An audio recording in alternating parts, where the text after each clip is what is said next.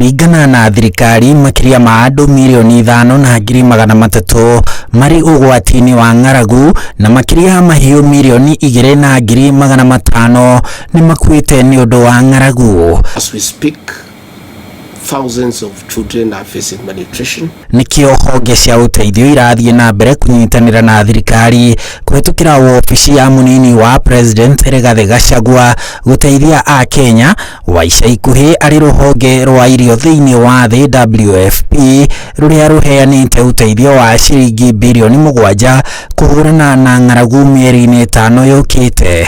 As we speak, thousands of lactating mothers are helpless. Ũteithio ũyũ wa WFP nĩ wa itĩna rĩa kerĩ ũkĩrongoreria famĩlĩ 157 iria igũmĩirwo nĩ ng'aragu na ũtanyĩtwo gũkorwo ũrĩ wa mbeca baribari kũrĩ aikari a Isiolo, Kitui, Baringo na Tana River kũrĩa o famĩlĩ ĩrĩheagwo ciringi 11,200 o mweri.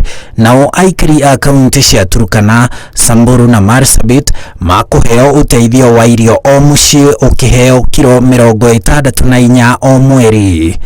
The contribution of the World Food Program to our efforts to mitigate the effects of droughts and climate change and offer relief to our people is unquantifiable. Aikari a Garissa, Wajir na Mandera arĩa mahatĩrĩirio nĩ ng'aragu nao mekwamũkĩra mbeca na irio na mareheagwo ciringi 5,600 na kilo 34 na nuthu cia irio o mweri.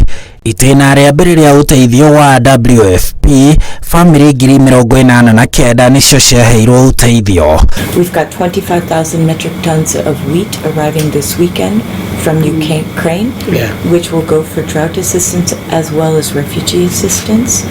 And we have quite a bit of sorghum from our 16,000 metric tons plus other commodities from our dear partners at USAID who have contributed most of the drought assistance that will go and needs to move very quickly to make sure there's no pipeline break for drought assistance. Handũ-inĩ ha Inooro TV, njĩtagwo Harun Njoroge wa Maina.